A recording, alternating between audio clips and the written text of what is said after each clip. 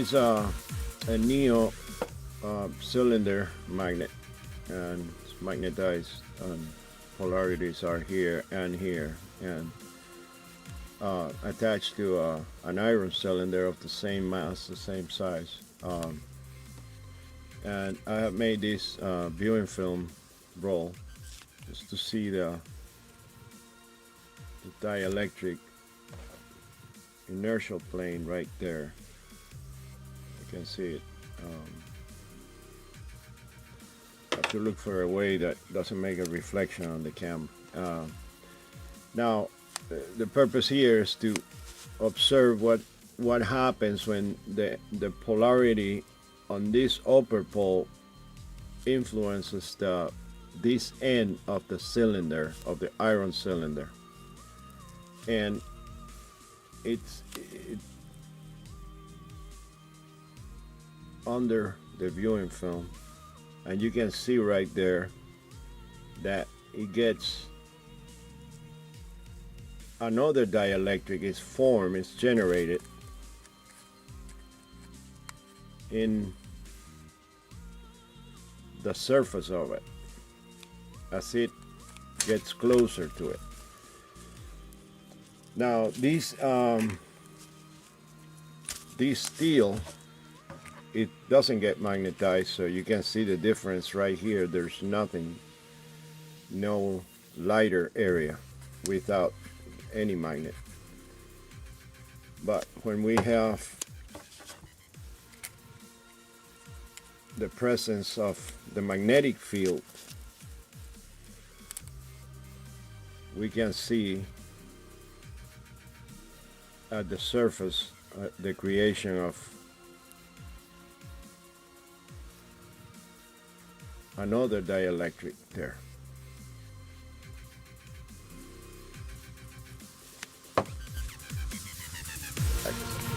And when they make contact, what we have done is displace the dielectric a little bit further towards the ferromagnetic material.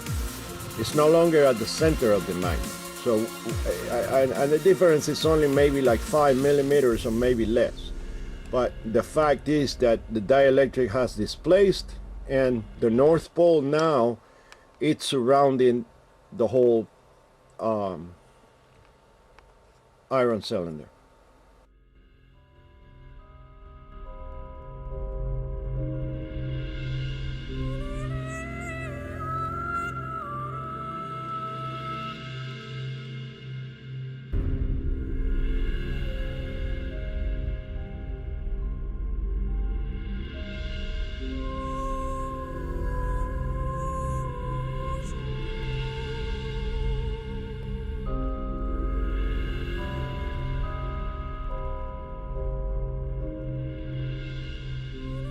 Okay, so what I have done here is I have attached the magnet to a big piece of steel, and why I'm doing this is to basically to have the magnet steady so it doesn't move and don't go anywhere while I'm doing this testing. So, but at the same token, once that I have done this, I have attached this magnet to this piece of steel, so I have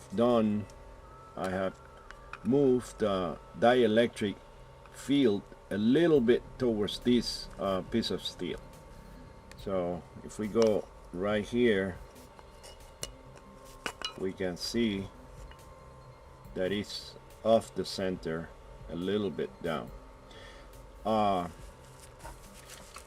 And which is good for our experiment.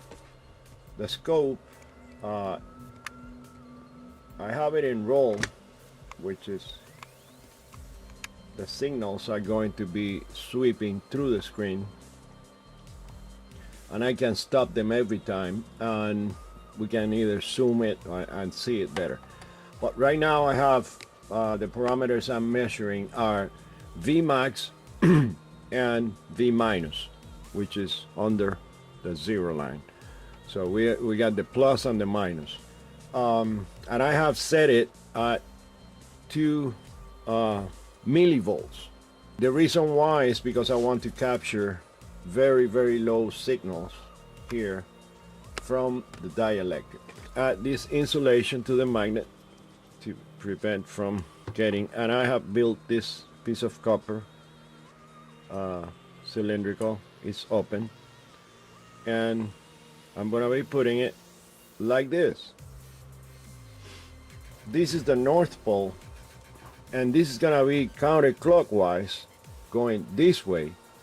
So when I do the measurement, I'm gonna be doing it by hitting the magnet, by attaching the magnet to this piece of steel, iron bar, same size as the magnet body. The positive of the probe, I have connected it to the red, which is right here, and the negative, the ground, is on the bottom side of the copper. I'm gonna come straight down in a line, in a vertical line, and I'm gonna do it with this hand. So we see the scope, and we can see right there the spike. And the spike has gone above 2.0 millivolts. Okay, and I'm going to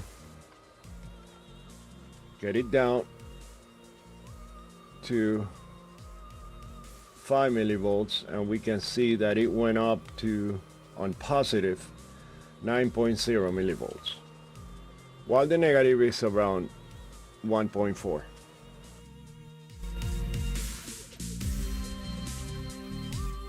The other test I'm doing is I have made another copper piece, which is about half of the previous one shown before. And the reason I am doing this is so we can capture where in the sections of the magnet we get better output. Right here, we're at the bottom. I'm gonna hit it, and we got a positive of 7.6 and a negative of 5.4. Now I'm gonna get it a little in the middle, about the middle, and I'm gonna do it again, and we got 9.8 there. Now I'm gonna move it all the way up to the top of the magnet.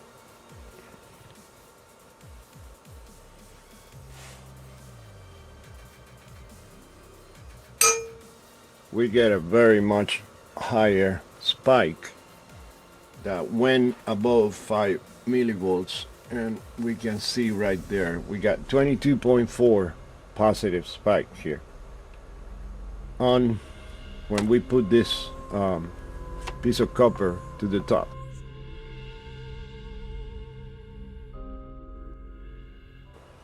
Now I'm going to be testing with this ring the way to the bottom of it, and I'm going to hit it.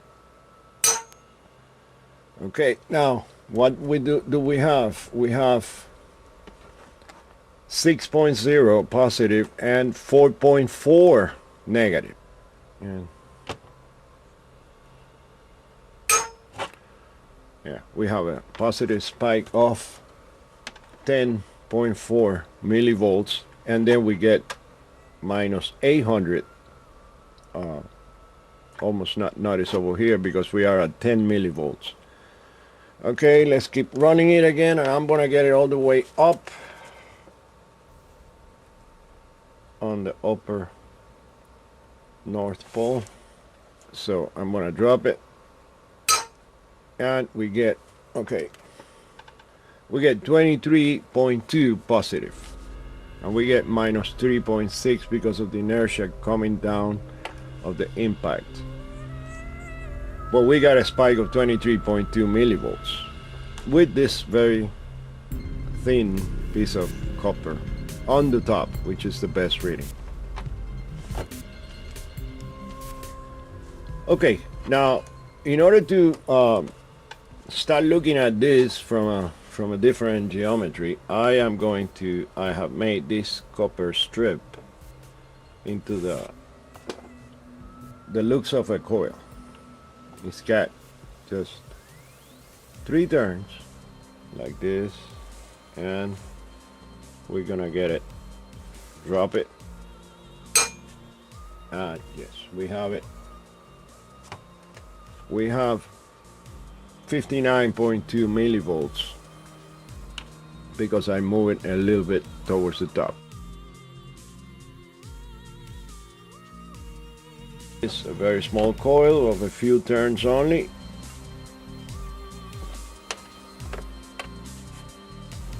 That I have put together for you to see, and it's made with 18 gauge wire, and I want a positive spike. I'm gonna be having it right here at the top, and it's got like 8 turns. Okay, we have a positive spike that went above 20 millivolts, and yes, it was 90.0 millivolts.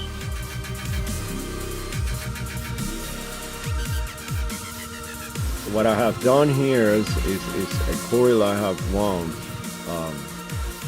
which is 800 turns of 28 AWG, and I have wound it this way, and this is the start point and the end point. Now, this is the North Pole. It's counterclockwise. If we look at the coil this way, it's counterclockwise. So at the end of the coil, I'm putting the positive of the probe, and the start will be the negative. So by putting it in here, and I use a rubber damper here, and I'm gonna get it right there, right above, flush with it. And I have to set the scope to 10 volts,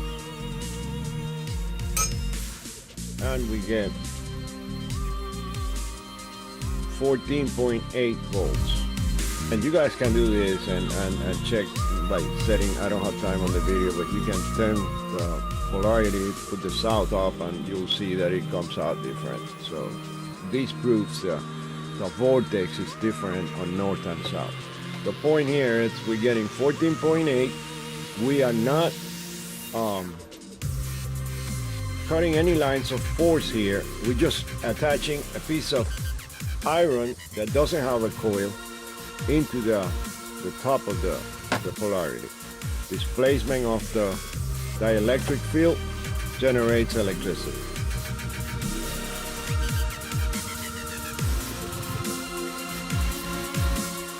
I want to make sure that we have clear that there's the induction, how it looks like.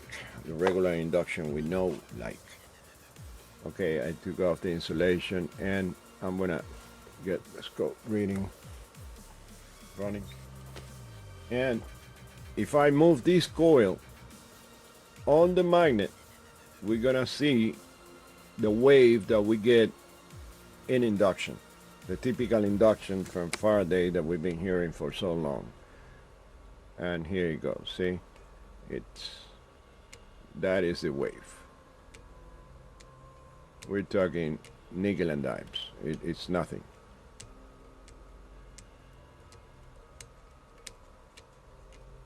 .2 volts maximum.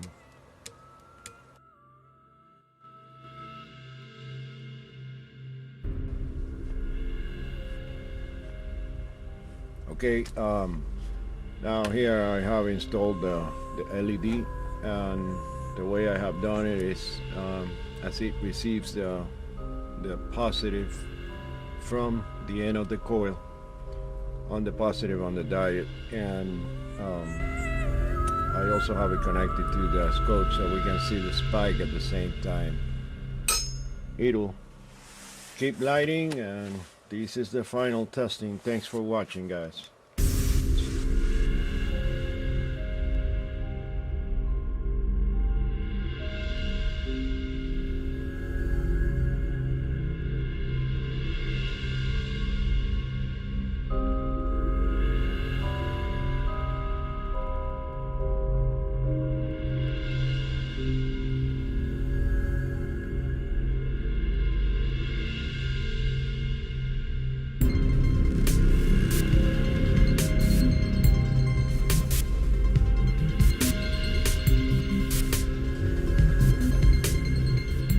this testing, I'm going to be demonstrating the vorticity in the magnetic polarizations. And the way that it's referred to in Ken Wheeler's theory, it's that every magnet pole rotates opposite to each others. And the dielectric field is the plane where it emanates both polarities to space. And obviously this dielectric field, as he mentioned, is counterspatial, meaning it's inwards from top and center of the magnet, the center plane. So what I'm going to be using is the same coil as previous test, except I have marked the N terminal with the red insulation, and start with the black. I'm connecting it the same way for I had it on previous tests, the positive with the end, and the negative of the probe with the ground, or the black terminal. So first I'm going to be using, as it was tested before, the north up on all the previous tests. And I'm going to set the damper, and the damper, this rubber piece of damper, it's just to install the coil so it keeps being flush with the top of the magnet, and it's comprehended basically from the middle to the top of it. So right now I have the scope set at 5 volts. It's on roll mode, so it'll be same way traveling the signal, but I'll stop it, and I'm gonna be displacing the dielectric field with the contact of this iron, and we can see there a very clear spike of 15.4 volts, and negative is minus 1.4. Is the highest end is the positive. Now to reverse this and make that spike negative, I could do it just turning the coil. Now by putting it this way, this coil is gonna be clockwise like that. Here is counterclockwise, so here is clockwise, and then this pole right here is counterclockwise. So keep it running.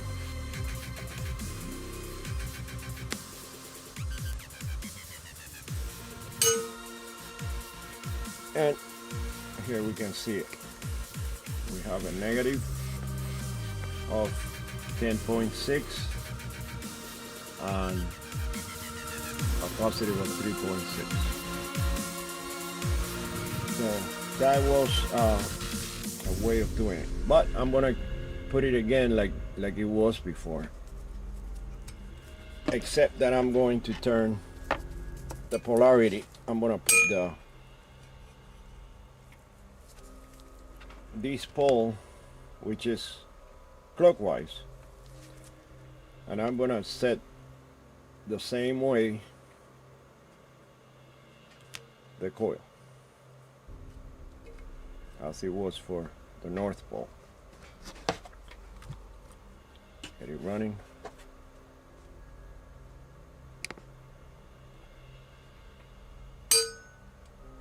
And we have a negative spike right there.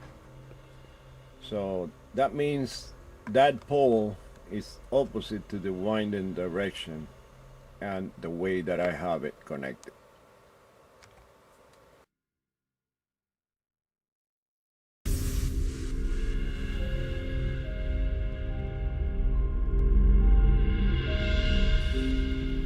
as we observed on previous tests, by reversing the coil on the north, we obtain a negative spike, but the negative spike is not as it was when we put the winding according to the vortex of the field.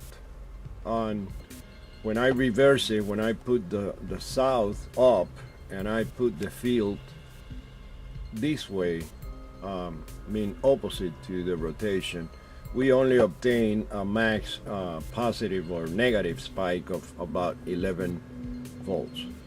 While when we were doing both winding and vortex are equal, we obtain a higher spike. So right now we have the clockwise polarization, and I'm gonna set the coil the same way, meaning clockwise, and put it in here, and the connections are the same, they have not changed. Positive with the end of the coil, and we have to realize the coil, how it functions. It starts the signal, the charge, the spinning of the field of the dielectric coming up, and you got to realize that whichever this pole is gonna climb into this part of the iron, and it's now winding here. So the fluctuation level is right of the dielectric plane. It's right within the coil range. So right now I'm gonna hit it, and we are going to observe the spike and the signal. We can see very clear that clockwise and clockwise winding direction give us a spike of 19.4 volts positive and 2.6 volts negative. And this not only proves the vorticity of magnetic field polarizations, but it also proves that the way that we should be winding anything that is electrodynamic related to the field that we are using.